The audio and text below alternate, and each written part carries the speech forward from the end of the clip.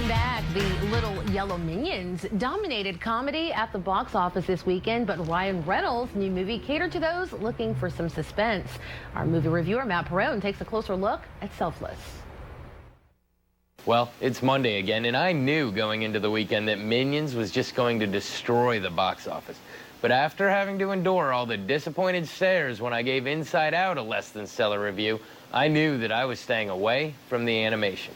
Luckily, another movie opened this weekend starring Ryan Reynolds, who the ladies I work with tell me is pretty easy on the eyes. I think I even heard dreamy and possibly yummy.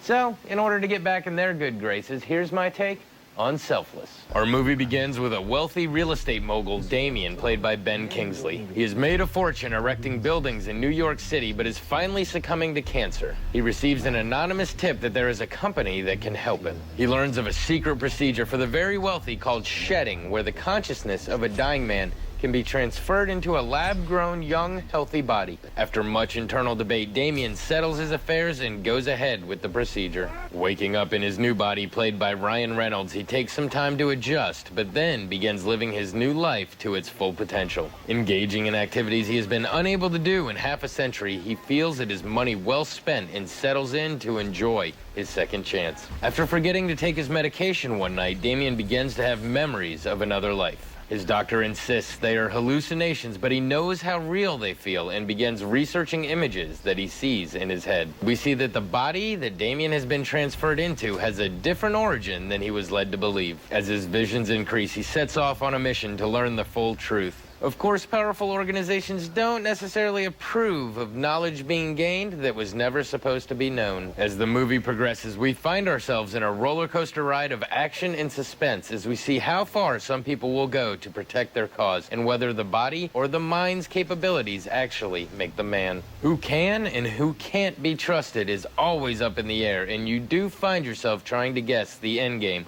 all the way up to the final conclusion of the film. So I was actually pretty excited to see this movie, and that's because I like Ryan Reynolds as an actor. Not for the superficial reasons of my colleagues. I think he plays great characters and he's fun to watch on screen. So going into this movie, I was pretty sure that I knew what was going to happen. I don't know if it's because I watched so many movies that I recognize patterns, or if I just thought that the trailers gave too much away. But it does end up being a pretty straightforward movie.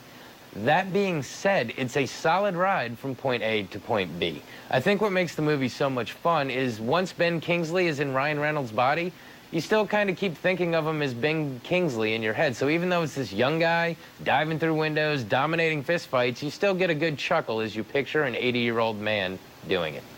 All in all, I enjoyed the film. I thought it had a great premise, good storyline, and good action sequences.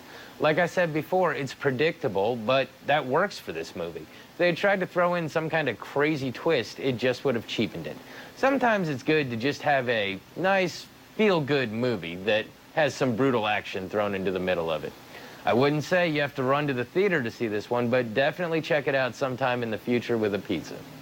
This has been your Monday Movie Musing. Back to you. Thanks, Matt. Well, you nailed it. We are definitely fans of Ryan Reynolds around here. Christy knows.